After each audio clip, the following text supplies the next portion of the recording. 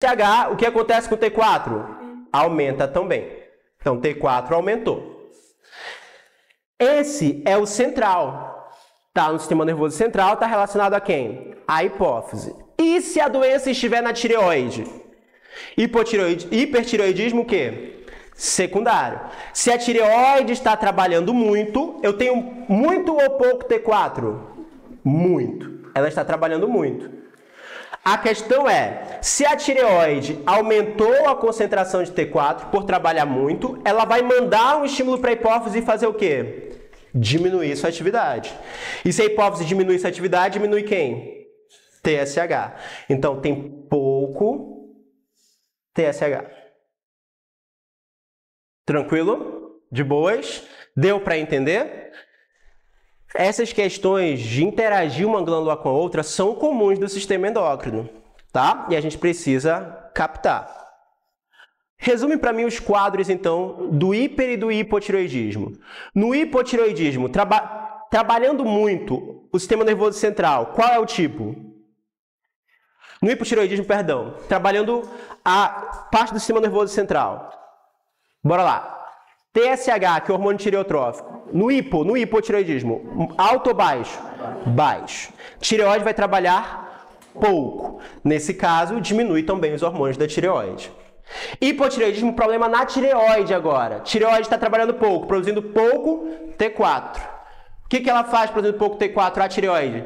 Manda um sinal para quem? Para a hipófise produzir mais TSH para equilibrar as coisas. Tá bom? Agora, hipertireoidismo, se for central, problema onde? Na hipófise. Aí eu tenho hiper, muito estímulo para tireoide, aumento de TSH, tireoide trabalha mais, aumenta quem? T4. Agora, hipertireoidismo com problema na tireoide, produzindo muito T4, manda um sinal para diminuir. Diminuir quem? TSH. Deu para entender? Captaram a mensagem? Basicamente, são essas características que a gente tem. Bora lá! Qual que vocês acham que é mais preocupante? O hipertireoidismo ou o hipotireoidismo?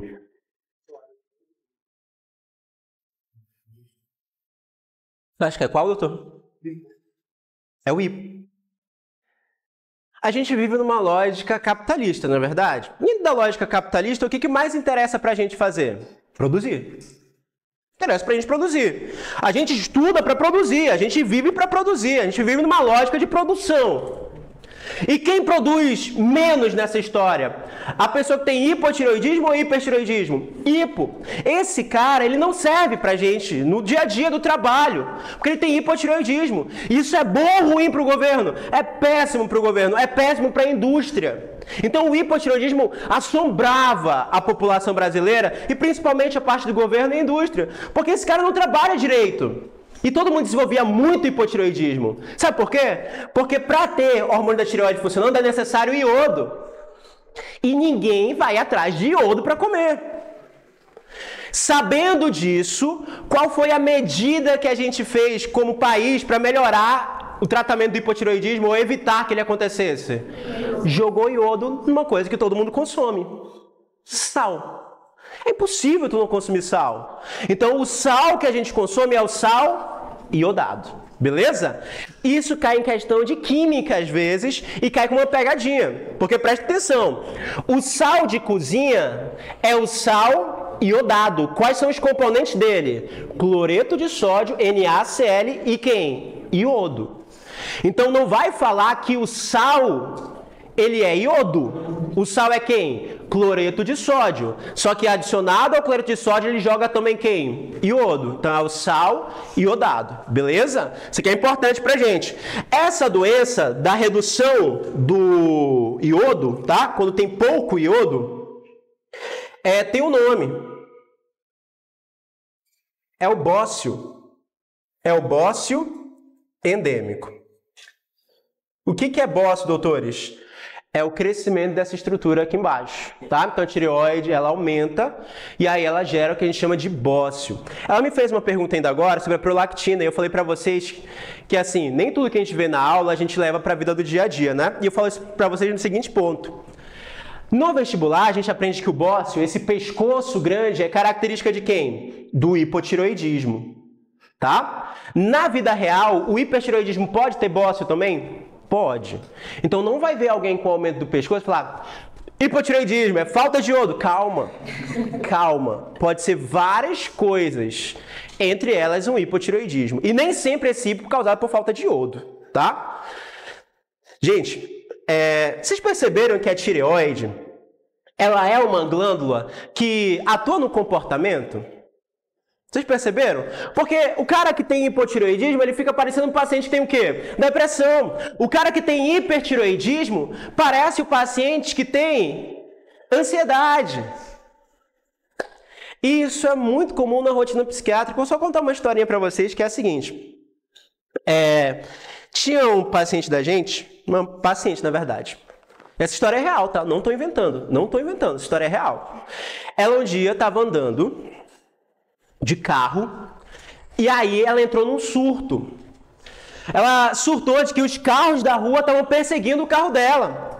E ela foi correndo para casa, dirigiu rápido, se trancou na sala de casa, fechou todas as cortinas e falou assim: gente, fica todo mundo aqui porque estão me perseguindo. Primeira vez a família ficou assim meio, estranho, né? Mas tá, sei lá, um dia cansativo, um dia estressante, tá bom. Essa mulher depois começou a ouvir vozes. E ela falava que ela estava ouvindo vozes,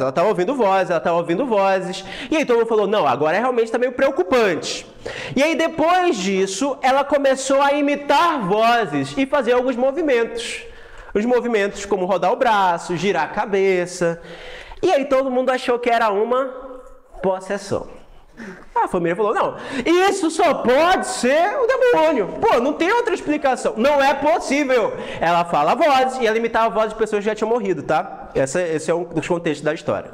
Então ela ouvia vozes, ela imitava vozes e ela tinha esses movimentos com a cabeça, movimento com o braço e etc. O que a família fez? Procurou um médico? Não. A família levou a mulher para a igreja. E ela ficou lá um tempo na igreja e não melhorava. Todo mundo achava que ela tinha incorporado alguma coisa ruim estava acontecendo. Até que alguém foi na igreja e falou assim: pô, essa mulher tá com o pescoço estranho. Tá aumentado de tamanho. E chegou com a família e falou assim: gente, sim, sem querer me intrometer na história, mas vocês já levaram ela no médico e pediu para essa mulher fazer uma ultrassom de tireoide e dosagem dos hormônios da tireoide. Essa mulher, ela não estava tendo ali uma... Como é que dá o nome para isso? Uma possessão. Essa mulher simplesmente tinha um hipertireoidismo. E aí tratou o hipertireoidismo, ela voltou ao normal? Voltou.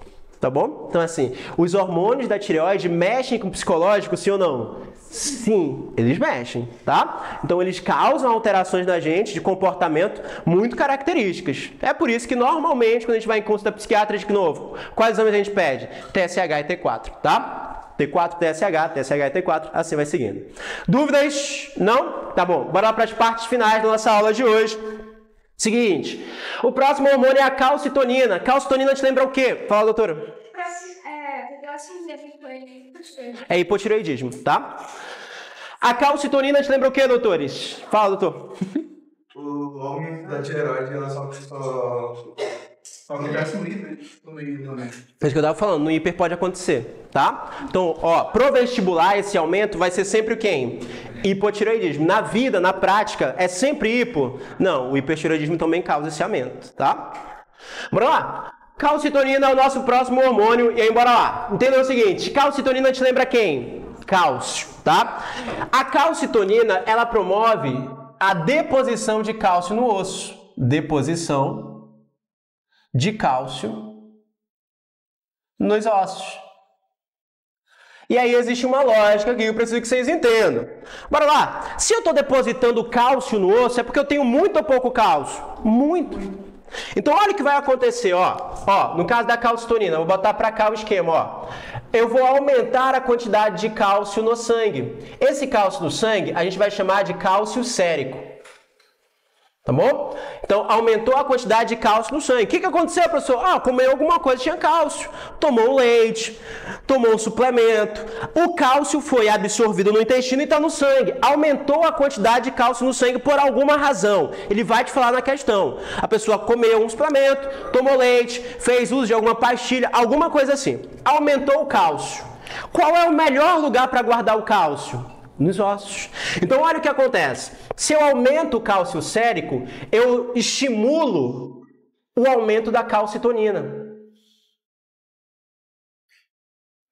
E o que essa calcitonina faz? De novo, deposita o quê? Cálcio no osso. Não é isso? A calcitonina deposita cálcio no osso. Então o cálcio está saindo do sangue e indo para dentro do osso. Por consequência, o que acontece com níveis de cálcio no sangue? Aumentam ou diminuem? Diminui. Diminui a quantidade de cálcio no sangue. O cálcio sérico. Porque o cálcio foi para dentro do osso. E por consequência, se eu tenho um pouco cálcio no sangue, eu vou precisar de pouca calcitonina. Então, diminui a quantidade de calcitonina. E quando diminui a quantidade de calcitonina, não tenho mais estímulo para o cálcio ir para dentro do osso. E o cálcio, por consequência, aumenta no sangue novamente. História. Quanto mais calcitonina, menos calcitonina. Feedback negativo. Professor, eu não entendi nada. Tudo bem, foi a primeira vez. Se concentra na história que eu vou te contar. Bora lá. Aumenta o cálcio no sangue, eu preciso que esse cálcio não fique lá. Eu preciso que esse cálcio vá para onde? Para os ossos. Então aumenta o cálcio sérico, manda um sinal para o osso absorver cálcio. Então eu aumento quem? A calcitonina. A calcitonina faz o cálcio agora ir para dentro do osso. E ele sai do sangue. Por consequência, o cálcio no sangue o quê? Diminui. E se eu tenho pouco cálcio no sangue, eu já não preciso tanto da calcitonina. Então, por consequência, a calcitonina diminui também. Quanto mais cálcio eu tiver, mais calcitonina eu libero. O cálcio vai para dentro do osso, diminuindo no sangue. Quando diminui no sangue, diminui quem? A calcitonina, o que faz com que o cálcio sérico aumente e fique nesse ciclo. Resumindo a história de novo, quanto mais calcitonina, menos calcitonina. Feedback negativo. Entenderam? É isso. Eu entendi. Beleza. Podemos seguir? Do lado da tireoide, existe uma outra glândula. Essa glândula é a paratireoide. Fica ali do lado. Então a tireoide está bem aqui, do ladinho da tireoide a gente tem a paratireoide, meio que abraçando a minha amiga tireoide. E a paratireoide produz um hormônio, que é o paratormônio. Esse cara aqui, ó, vai ser conhecido pela sigla de PTH. Tá? Então PTH, ou hormônio também chamado de paratormônio. Saca só a lógica desse hormônio aqui. Ele também controla o cálcio. Só que ele é o oposto da calcitonina. A calcitonina é liberada quando tem muito cálcio. E o paratormônio é liberado quando tem pouco cálcio no sangue. Professor, mas por que diabos vai precisar de cálcio? Vocês lembram a função básica do cálcio? Fala pra mim, 3 funções do cálcio. Blá, blá, blá, blá. Isso mesmo. Coagulação sanguínea, que tu falaste, não é? Formação de quem? Dos ossos, né? E a gente tem também o fenômeno de contração muscular. Então o cálcio é importante para vários eventos. Ele também é liberado nas sinapses, quando há a liberação dos neurotransmissores, tá? Então o cálcio tem muitas e muitas funções. Ele participa, né, do processo ali também relacionado à atividade elétrica das células. Então o cálcio é muito importante, várias razões para ele estar no sangue. Quando ele diminui, eu vou liberar o paratormônio. Olha o que vai acontecer então, ó.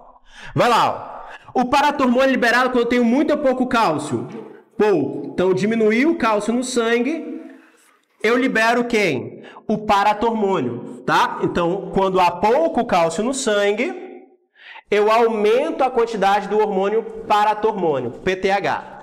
E o que ele promove? Ele promove a reabsorção óssea. Doutores, a aula de fisiologia é muito cheia de detalhes. E aí eu te peço para lembrar agora o que eu já expliquei no passado. O que significa quando eu falo de reabsorção de alguma coisa? Significa que eu devolvi pro sangue. Esse é o resumo. Toda vez que eu falo de reabsorção de sódio, o que eu estou falando? O sódio foi filtrado e mandado para o sangue. Reabsorção de potássio. O potássio foi filtrado e foi devolvido para o sangue. Reabsorção de glicose, devolveu para o sangue. O que é a reabsorção de cálcio? Eu pego o cálcio e jogo no sangue. Mas eu pego o cálcio que estava onde? no osso e jogam no sangue. Agora olha o que vai acontecer. Diminuiu o cálcio no sangue. Ativo quem? Paratormônio, que promove reabsorção óssea. Que vocês aprenderam que é tirar cálcio do osso e jogar onde? No sangue. Então, por consequência, se eu promover a reabsorção óssea, eu aumento a quantidade de cálcio no sangue. Aumenta a quantidade de cálcio no sangue, que é o cálcio sérico. Por consequência, se eu tenho muito cálcio, vou precisar de muito paratormônio? Não. Diminui o paratormônio, diminui o PTH. Diminuindo o PTH, eu vou ter novamente pouco cálcio circulante. Explica de novo para mim, professor. Explica, que eu tô meio lentinho hoje. Tudo bem. Calma. É sexta-feira, né?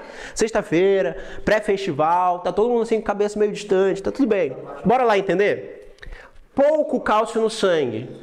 Vou precisar que ele aumente. Qual é o hormônio estimulado? Paratormônio. O paratormônio estimulado faz o cálcio sair do osso e ir para o sangue. O cálcio, então, aumenta no sangue.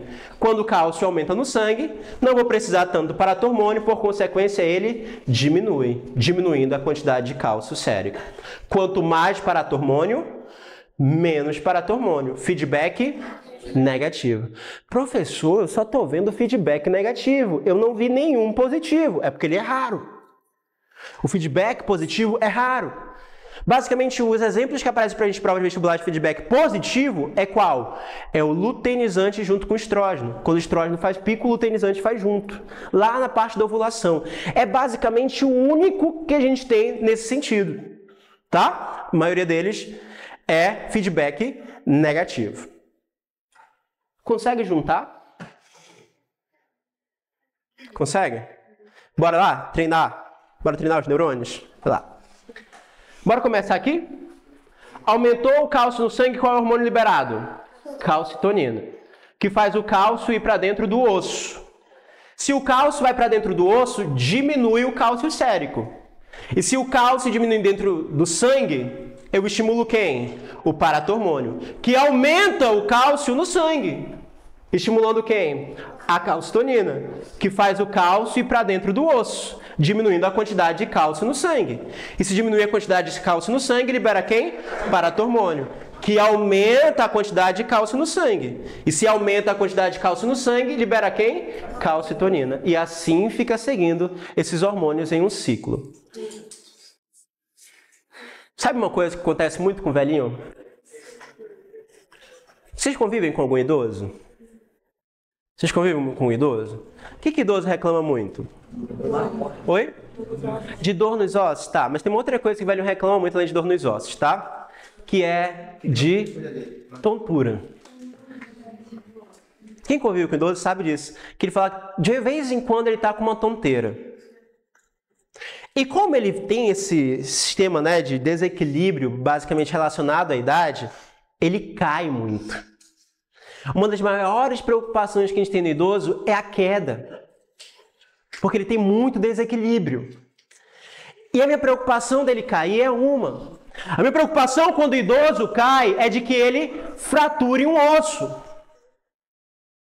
Porque é muito possível que esse idoso tenha uma outra doença, que é a osteoporose. A doença clássica do idoso é a osteoporose. Gente, o nosso osso, ele não melhora com o tempo, ele piora.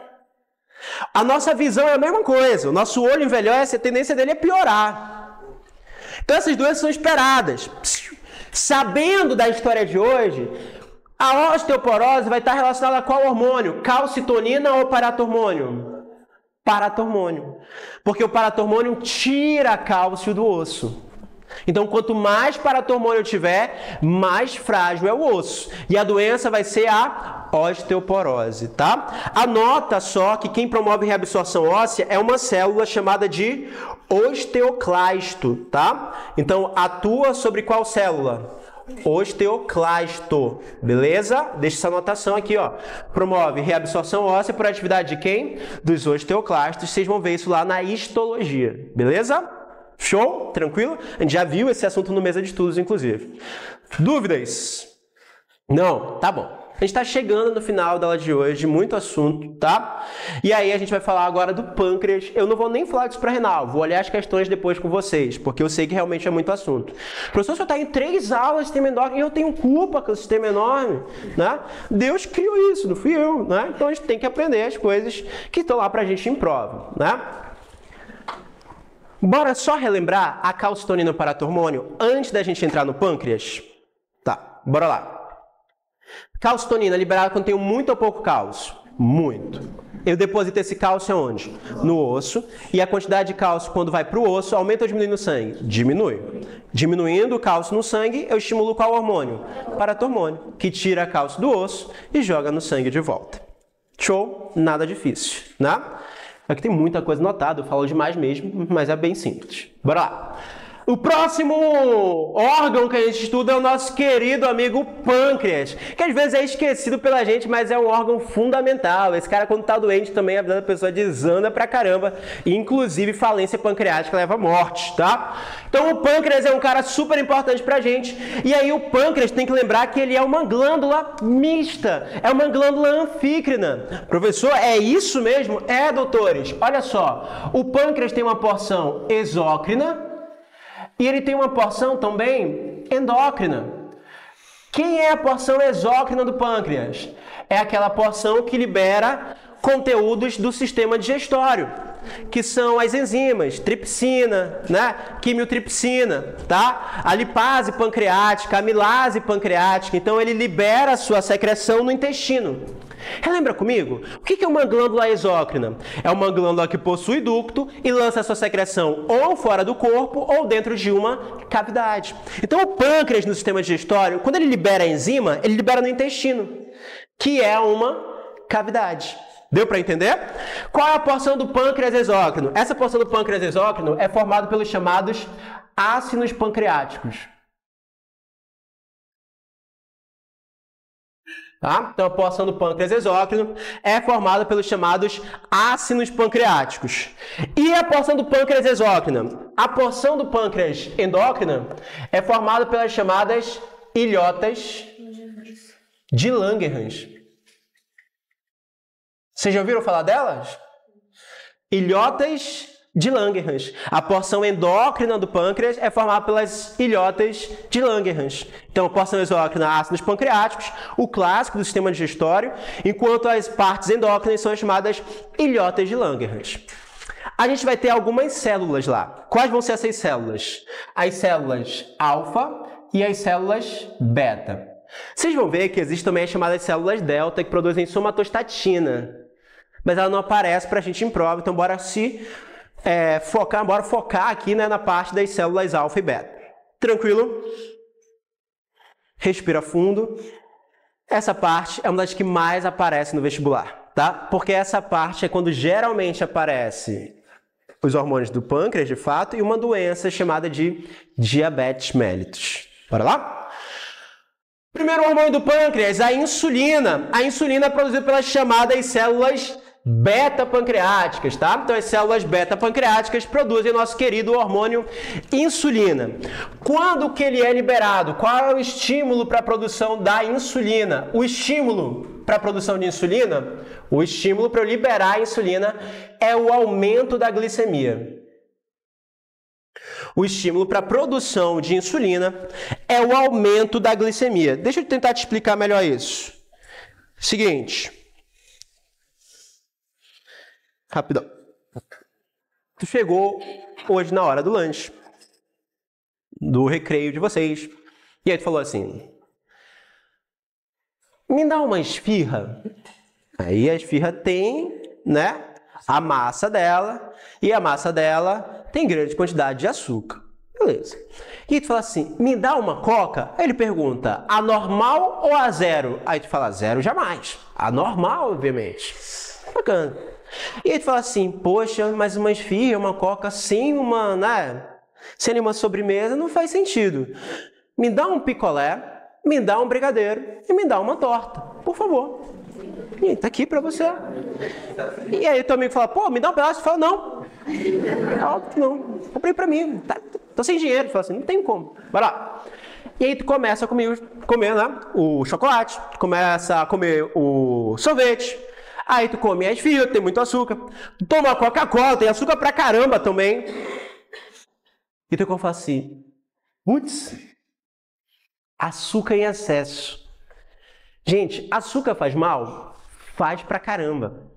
O açúcar faz mal para duas coisas importantes na gente. Vaso sanguíneo e nervo. O açúcar é tóxico para o vaso sanguíneo e para o nervo. Então, tu lotou teu corpo de açúcar. Teu intestino absorveu, tudo que absorveu no intestino vai para o sangue, tá? Então, tá rodando um monte de açúcar no sangue. Se eu furar o teu dedinho, tua glicemia vai dar 200, 220. Bora lá, tu que não é diabético, né? Bora lá, se fosse um diabético, poderia estar 300, 400, 600, né? Mas, enfim, tá alta a quantidade de açúcar no sangue. Então, eu vou falar assim, putz, eu não posso deixar esse açúcar aqui muito tempo. Porque tu lembra que o açúcar faz mal para o vaso sanguíneo? Qual é o melhor lugar para guardar o açúcar? Dentro das células. O melhor lugar para guardar o açúcar é dentro da célula. É ele sair do sangue e ir para as células. E aí o corpo faz o quê? Fala assim, ó, pâncreas, libera a insulina para mim. E aí o pâncreas libera a insulina. Então, qual é o efeito da insulina agora? Bora lá? O efeito da insulina é promover a absorção de glicose pelas células. Tem um transportador que promove a absorção de glicose pelas células, tá? Esse transportador é a glute. Então, começa a entrar açúcar na célula.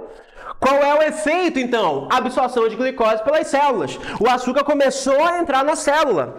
Pensa comigo também. Se o açúcar entrou na célula, o que eu posso fazer com esse açúcar? Duas coisas. Eu posso usar o açúcar para produzir energia. Então, nesse caso aqui, ó, eu absorvo o açúcar pelas células e utilizo esse açúcar para quem? Para fazer a produção de energia. Eu vou estimular o quê? A respiração celular. Só que, cara, tu pediu esse lanche e tu falou assim, putz, não tô mais a fim de ficar no cursinho. Eu acho que eu estudei demais vendo 2 tempos. Eu mereço descansar, eu vou pra casa. Tu pegou o Uber, ficou lá, chegou na tua casa, tu dormiu. Tu consumiu muito ou pouco açúcar? Muito. Tu gastou essa energia? Não. E agora esse açúcar tá lá dentro. O que a célula vai fazer? Se tu não gastou, ela não é doida de jogar açúcar fora. Ela vai guardar esse açúcar. E ela guardando esse açúcar, ela armazena na forma de um açúcar de armazenamento. E esse açúcar é o glicogênio. Então eu tenho estímulo para a produção do glicogênio. Estímulo para a produção de glicogênio. Doutores, esse processo para a produção do glicogênio, para produzir glicogênio, tem um nome. É a glicogênese.